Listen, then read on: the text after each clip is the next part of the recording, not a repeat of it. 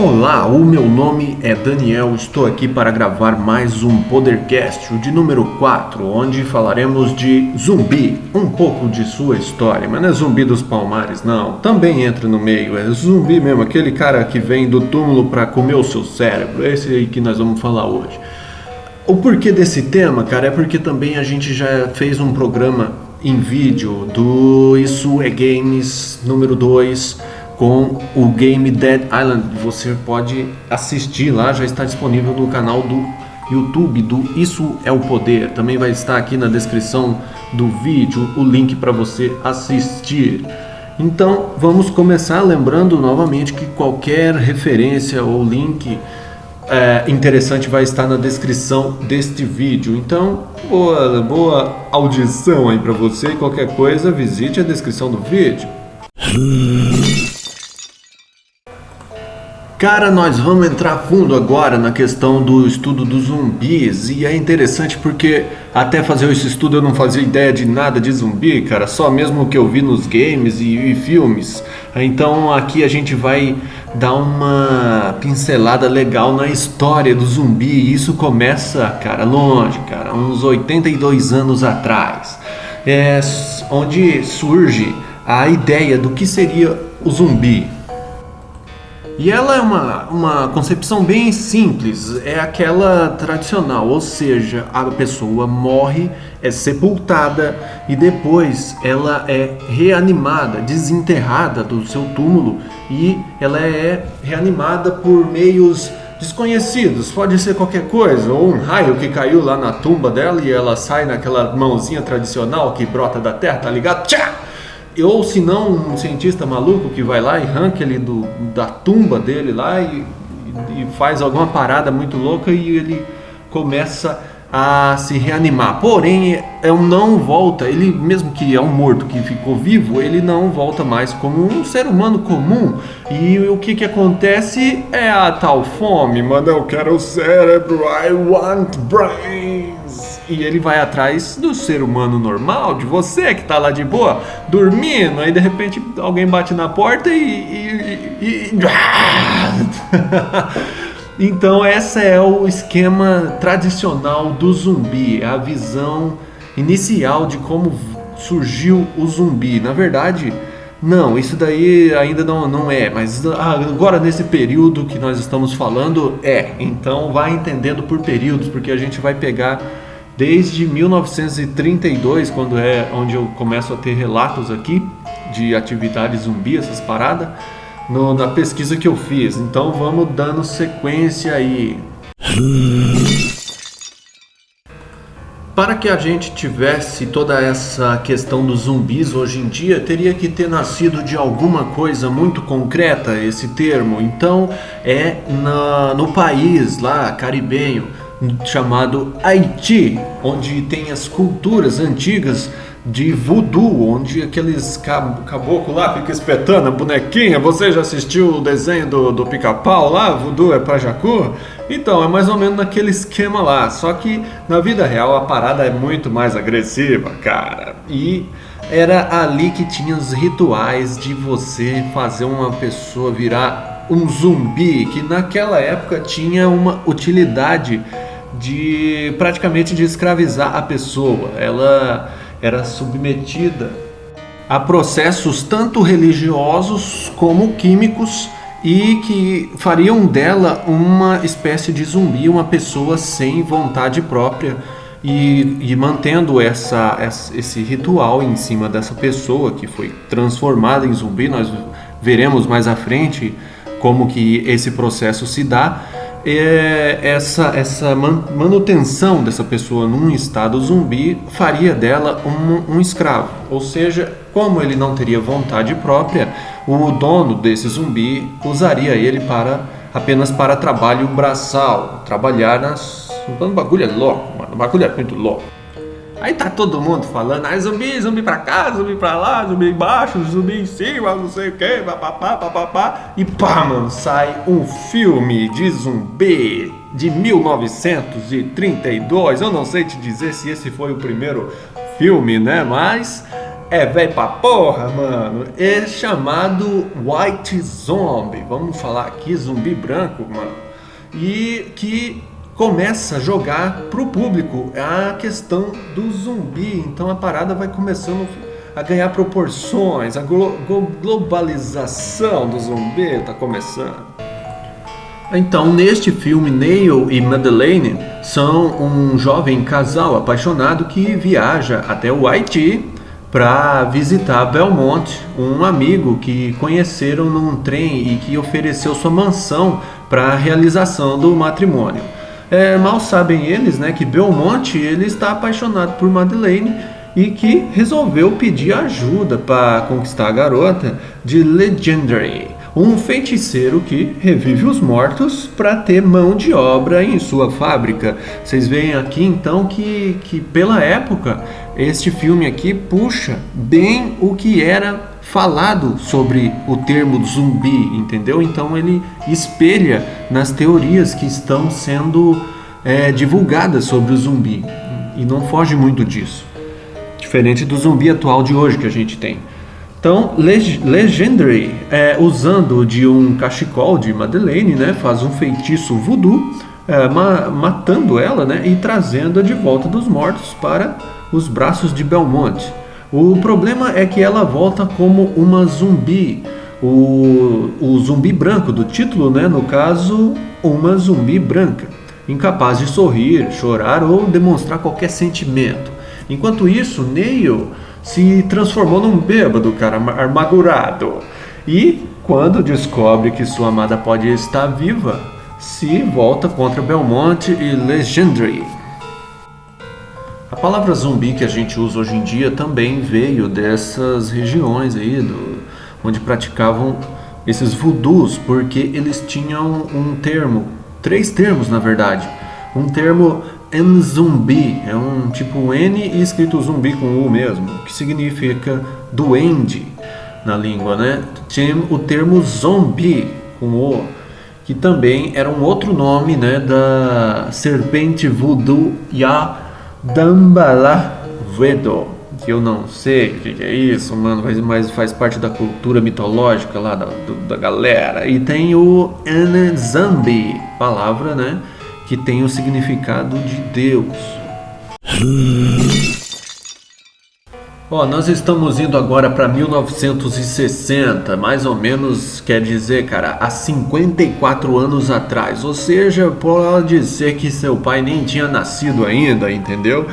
Aqui, neste momento, já existe o termo apocalipse zumbi, que é aquela situação desgraçada onde o mundo inteiro foi infectado pelos zumbis, levou uma dentada em alguma parte do corpo, e virou um zumbi, e isso foi se alastrando até que toma toda a superfície da terra. Ou seja, para onde você correr, você tá fudido, vai ter um zumbi lá já te esperando. Então é interessante, cara, como as ideias apenas são transferidas, transformadas, né?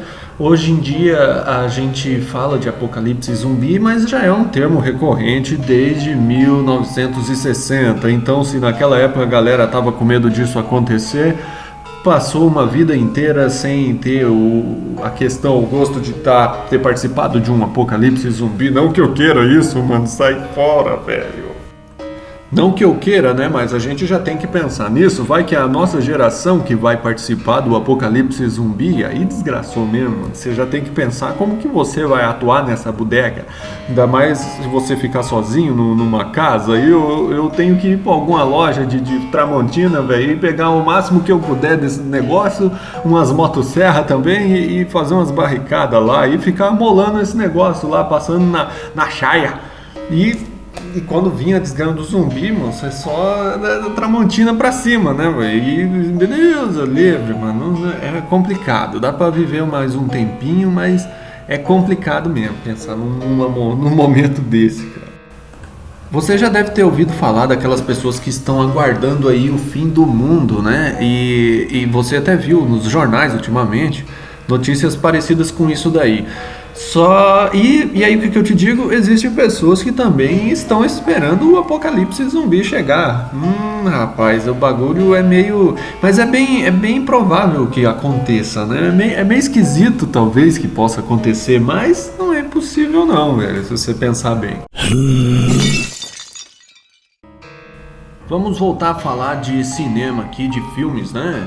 George Romero é um nome que você vai escutar muito se você for estudar sobre zumbi, que é o meu caso. Nós vamos falar desse cara mais vezes. É um cineasta e ele contribuiu muito para a questão dos zumbis. Até existe o estilo zumbi de Romero, né, que é bem esse estilo zumbi que vem da tumba, né, aquele cara que vem, anda devagarinho, tá morrendo, ele era um morto, né, então ele traz esse estilo morto, entendeu? É uma parada que tá andando ali, eu quero cérebro meu, chega no zumbi e ele, o que foi zumbi? Eu quero seu cérebro. Existem até umas piadinhas de zumbi que é mais ou menos assim: um zumbi não liga para o seu coração, o que ele quer mesmo é o seu cérebro. Então esse cara aí, George Romero, em 1968, há 46 anos atrás, ele lança o seu primeiro filme, que é Night of the Living Dead. Vamos ver uma tradução aqui: Noite dos Mortos Vivos, né? Um filme de 1968. A história é mais ou menos o seguinte: Ben e Barbara, né, são os protagonistas de uma história sobre a reanimação misteriosa, né, de indivíduos recentemente mortos e seus esforços junto a 5 outras pessoas para sobreviverem à noite enquanto presos em uma casa de fazenda na região rural da Pensilvânia. Vamos dar continuidade aí, estamos indo agora para 1978, cara, 36 anos atrás, né? Já deve ter a idade aí da sua mãe ou não, né? Seguinte, nessa época, lá vem George Romero de novo, com um novo filme, né?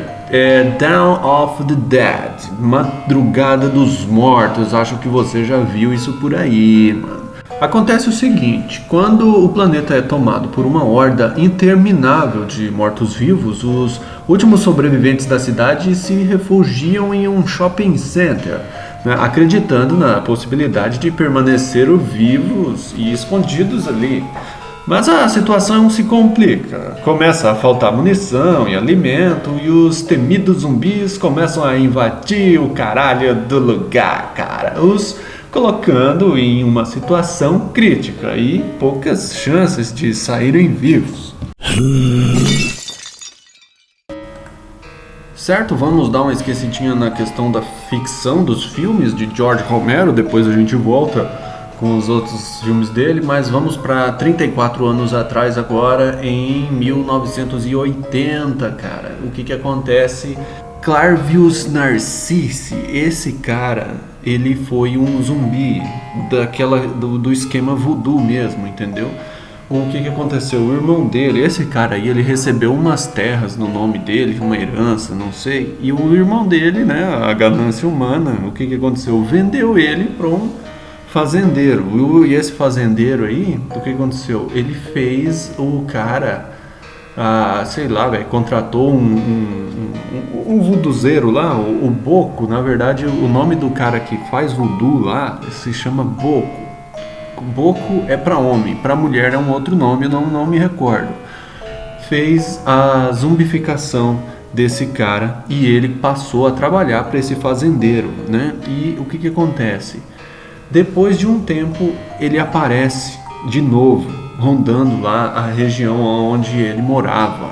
Mas até que ele faça isso, apareça novamente, o que aconteceu? Ele se submeteu a ser um zumbi desse fazendeiro até a morte desse cara. Enquanto esse cara não morreu, o Narcisse, ele não deixou de ser um zumbi dele, né?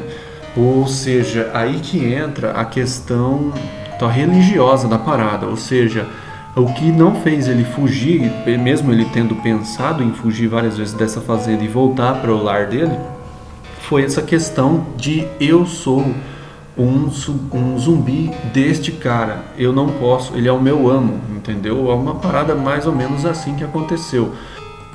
Então, Narciso ficou desaparecido bem uns 16 anos, até que ele apareceu andando lá pela ilha, né? E chegou, até os familiares dele viram ele, sei lá, cara, ele chegou a passar por um teste, né, de perguntas, porque o pessoal não estava acreditando que ele era o Narciso que tinha morrido há tanto tempo atrás. Porém, o cara acertou todas as perguntas que os familiares fizeram, né? Que só Narciso verdadeiro podia aceitar. E moral da história, a ganância humana funcionando novamente, o cara, mesmo assim, eles não aceitaram o Narciso como membro da família, né? O negócio é que no começo pegaram os bens do cara e fizeram ele virar zumbi, e agora ele voltou. Provou por A mais B que era ele, mesmo assim, não, então deixa quieto, esse teste aí não dá certo e deixa, foda-se essa porra. Vamos avançar mais um pouquinho e ir para 1982, há 32 anos atrás. Wade Davis, cara, esse caboclo aí ele é um antropólogo, né?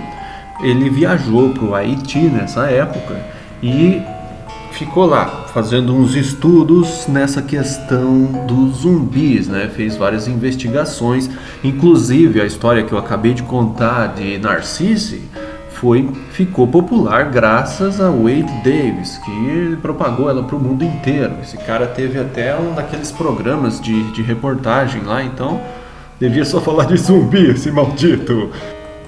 Então, graças a Wade Davis, a gente tem uma tentativa de explicação mais embasada sobre como fazer o seu próprio zumbi. Não faça isso. Como acontecia o ritual de zumbi, né? Através do tempo que ele ficou lá e dos estudos que ele fez lá, ele pôde definir como seria a concepção de um zumbi com os métodos, o estilo do rituais de voodoo. O esquema era mais ou menos o seguinte, era dividido em duas etapas, duas fases, né? Na primeira se administrava uma substância chamada lá pelos nativos de cope de poudre, e que inclui uma poderosa neurotoxina encontrada na carne do baiacu. Era fatal, cara, se você não fizesse a administração correta. Mas só bastava ir lá pro boco, lá, o voodoozeiro lá, que ele sabia o que ele estava fazendo, mano. Então essas substâncias extraídas da pele do sapo bufo também tomam parte da mistura. E o efeito da combinação das drogas é similar a um estado de morte clínica, né? Onde os batimentos cardíacos e a respiração eles são suprimidos ao ponto de se tornar imperceptíveis.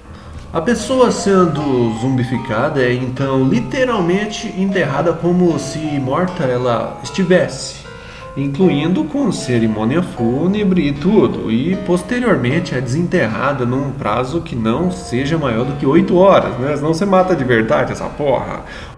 Já na segunda fase da parada aí, do ritual, consiste em uma administração contínua, né, de uma porção de drogas dissociativas, tais como a datura.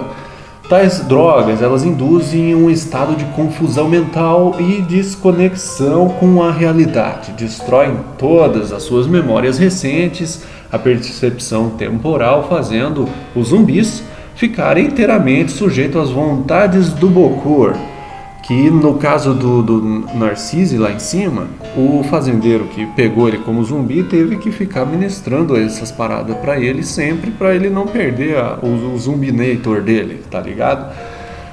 Então, administrada em intervalos de tempos regulares, as drogas mantêm os zumbis em estados semi-permanentes de delírio psicótico induzido.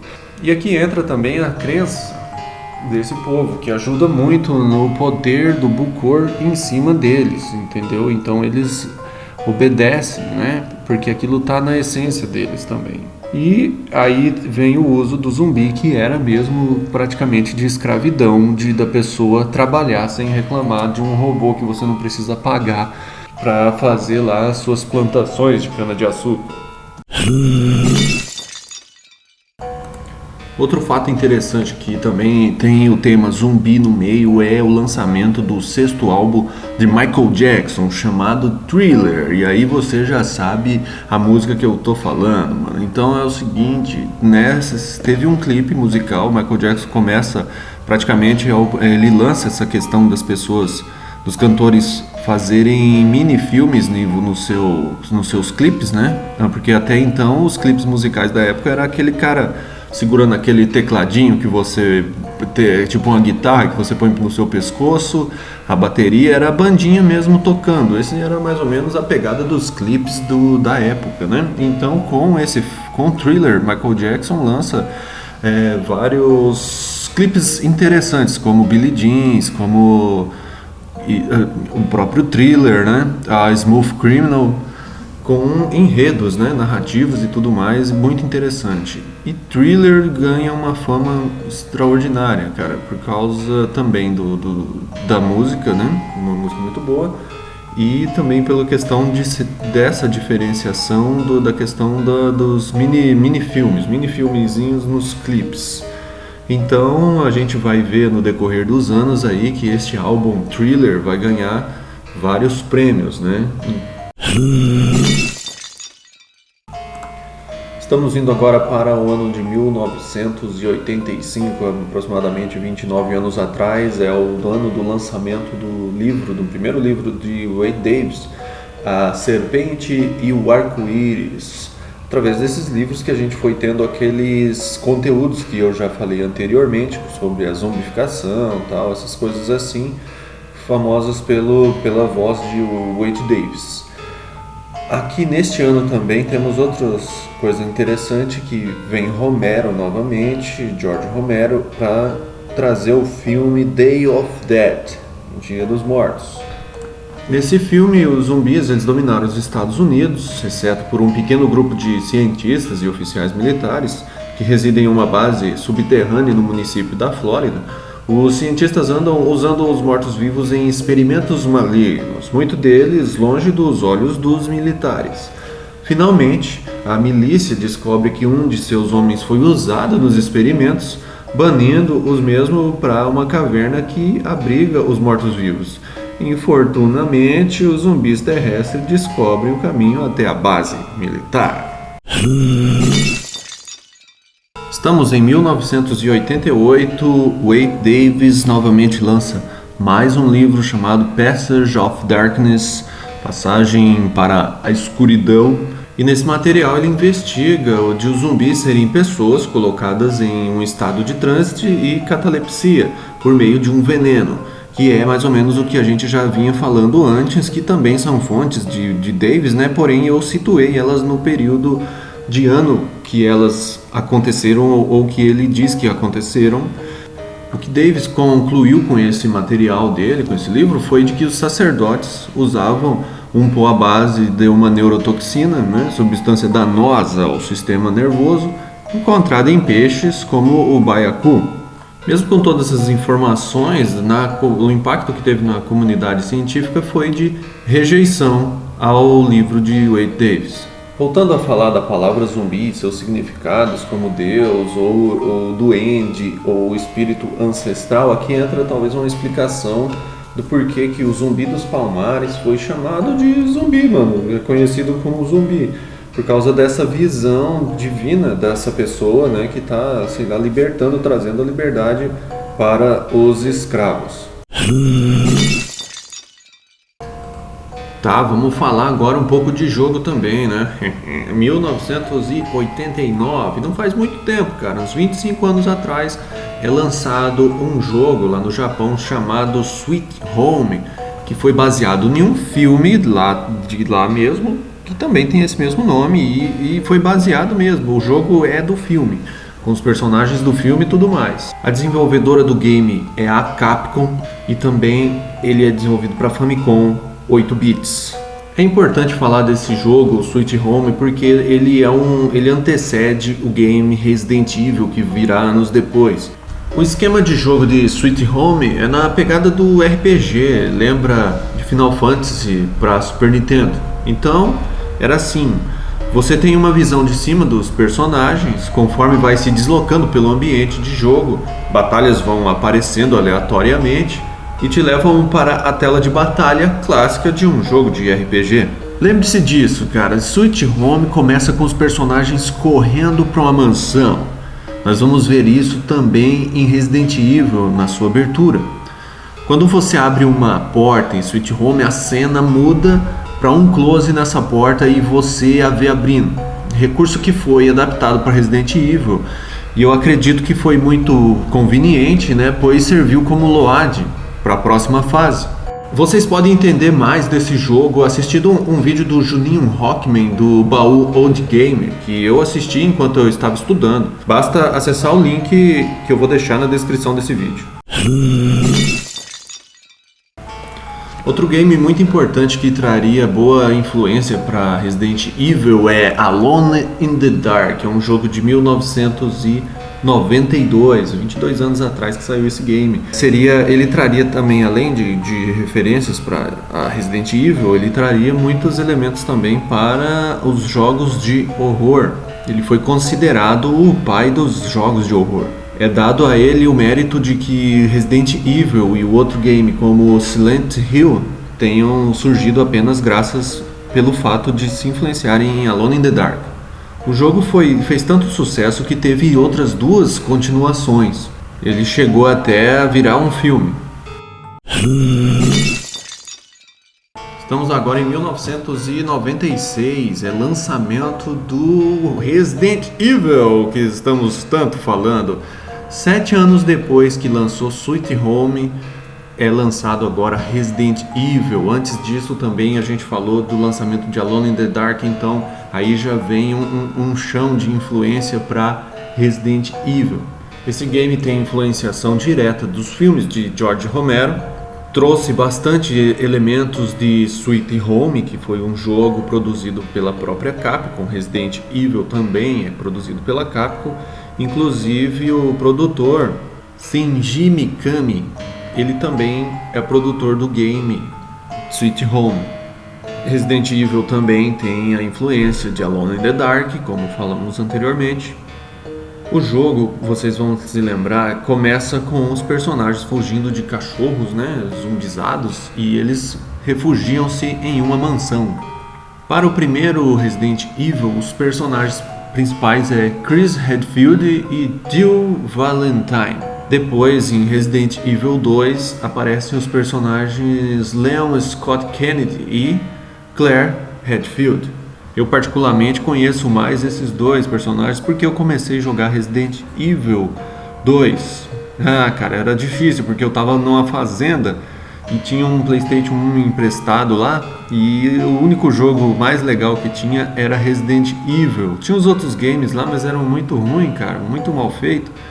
E eu não gosto de jogar jogo de terror, e eu tinha que jogar Resident Evil. Então o que eu fazia? Eu baixava o volume do som, e eu tinha um radinho lá, e eu colocava Newton Pinto e Tom Carvalho. Já ouviu esses caras? Uns 2 contadores de piada muito bom, cara. Então eu ia jogando Resident Evil e ouvindo essas piadas em loop, cara, porque aí dava uma quebrada no terror, né? Aí eu consegui ir longe no Resident Evil, mas se não fosse por esse esquema aí, tirador de medo, eu acho que eu não teria jogado esse jogo, não.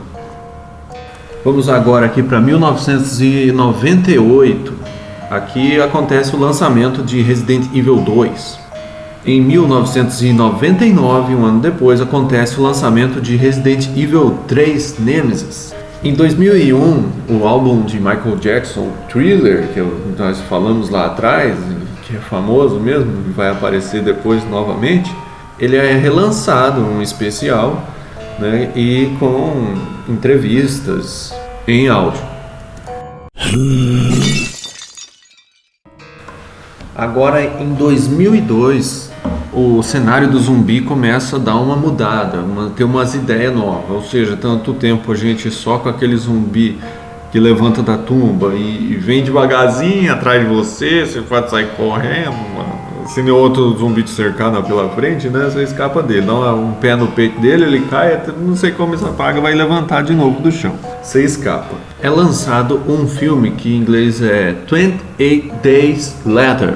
Em português, o filme acabou sendo chamado de Extermínio, só lá em Portugal que eles manteram para 28 dias depois. Esses filmes, games, situações que se tornam de certa forma especiais é porque geralmente eles trazem uma releitura de algo que já vem acontecendo. 28 dias depois traz o zumbi dinâmico, o zumbi muito agressivo, bem diferente do que estamos acostumados a ver nas obras de Romero ou nas obras que antecedem a este filme. Vocês podem lembrar que os games de Resident Evil, pelo menos o primeiro game, os zumbis seguem o estilo de Romero, como foi mesmo influenciado por ele.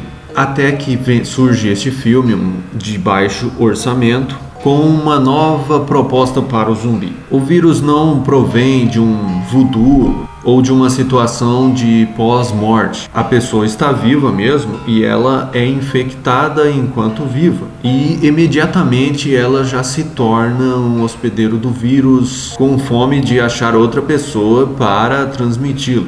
E como a pessoa está cheia de vitalidade, ela tem condições de correr. Então são zumbis que correm, cara, se esborracham e atrás de você.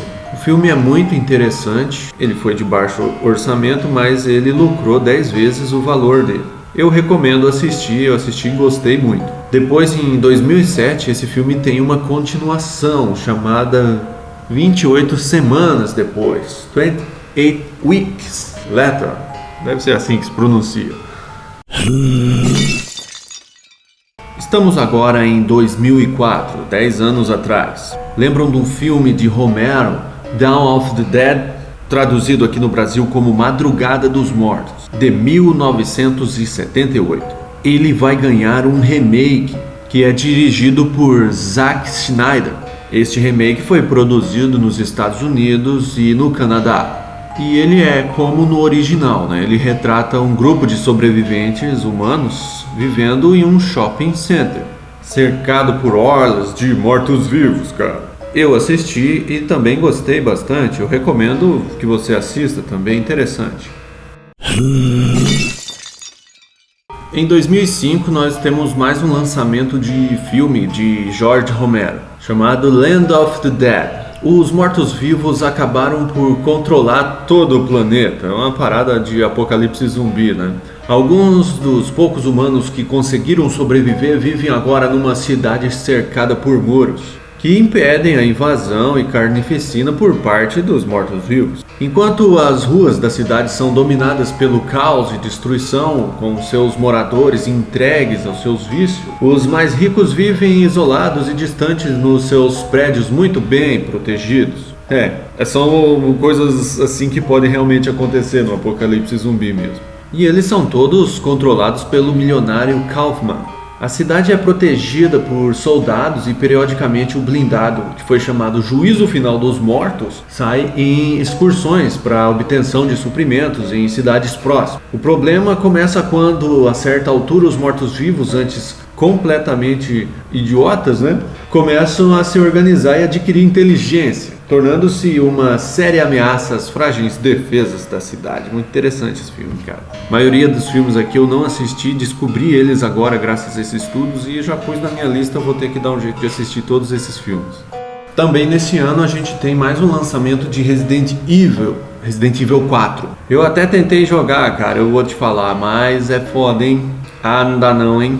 O jogo de terror é complicado, mano. É complicado esses trem, não gosto não. Agora Mario Bros vai. Mario Bros é de boa. Indo agora para 2007. 7 anos atrás, já estamos perto do nosso tempo.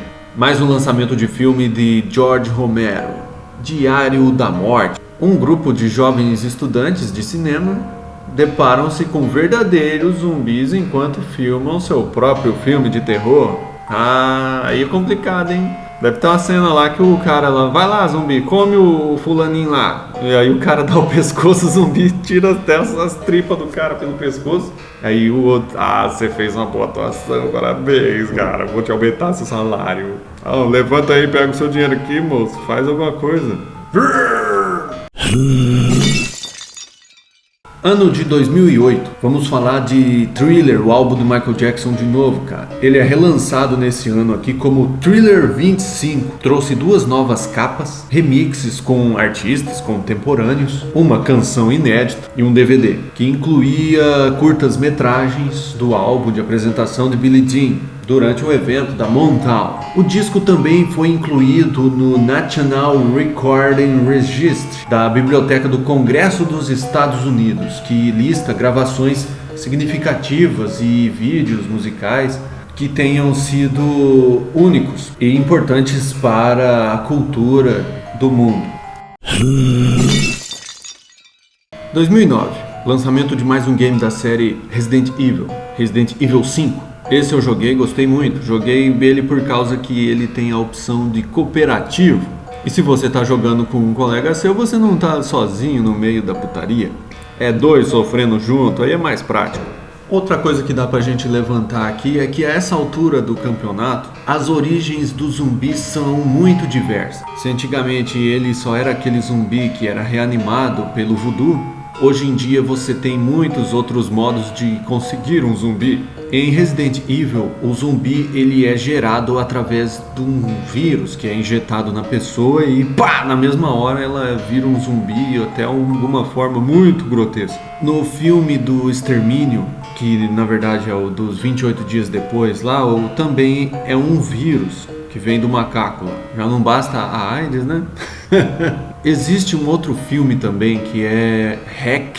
Tem 3 filmes dele, eu assisti os 3. Não se trata necessariamente de zumbis, mas de pessoas possuídas pelo capeta. Porém, elas têm um comportamento de zumbi mesmo. Eles atacam os que estão vivos. Então é mais um tipo de zumbi hoje em dia, os possuídos também. Também há os casos em que não se é mencionado o que causou a infecção zumbi, como é o caso da série The Walking Dead. A pessoa morre e praticamente ela se levanta como um zumbi. Survive of the Dead. Eu podia ter feito isso desde o começo, eu só fiz agora, esse vozeirão. Mais um filme de George Romero, estamos em 2010. Haha, falta pouco para chegar no nosso ano, mano. Nesse filme, estamos em um mundo devastado por zumbis. Um grupo de soldados mercenários descobre a existência de uma ilha que promete segurança para aqueles que ainda não foram infectados pela epidemia zumbi. No local isolado, 2 famílias rivais lutam há gerações pelo domínio da ilha. Uma delas é favorável ao extermínio das aterrorizantes criaturas e a outra prefere preservá-lo até encontrar a cura. Com a chegada dos forasteiros, a tensão entre elas cresce e a manifestação de zumbi se torna cada vez mais incontrolável. Vamos agora para 2011, 3 anos atrás apenas, temos o lançamento do game Dead Island pela Techland. E aqui a gente já chega no que motivou este podcast sobre zumbis, que é o Isso é Games de Dead Island, que a gente fez aqui no canal do Isso é o Poder, que tem um link na descrição para você assistir. Não vou nem falar nada deste game, porque neste vídeo a gente fala bastante coisa. Assistam lá e conheçam esse novo material. Um ano depois, 2012, temos o lançamento de mais um jogo de Resident Evil 6. Também joguei esse game e ali o bicho pega geral, né, cara? Em Resident Evil, o vírus zumbi ataca não só ser humano, mas qualquer bicho, até inseto. 2013, temos o lançamento de Dead Island Riptide pela Techland novamente. E em 2014 a gente tem o anúncio de Dead Island 2, já não mais feito pela empresa Techland, e sim pela Yager. Vejam mais detalhes no Isso é Games 2. Bem pessoal, é isso. O Isso é o Poder de hoje termina por aqui. Espero que você tenha aprendido alguma coisa a mais sobre zumbi que você não sabia. Eu já me considero ter melhorado bastante desde os primeiros Podercasts, que são muito mais perdidos. Vou continuar fazendo e assim cada vez melhorando, porque realmente você não vai melhorar em nada se você não fizer. Se você apenas ler teorias e nunca colocar em prática, elas não te servirão de muita coisa. a não ser ter alguma conversa ou assunto para debater. Então até a próxima semana e boa sorte aí com as ideias que vocês pretendem realizar na sua vida. Até mais!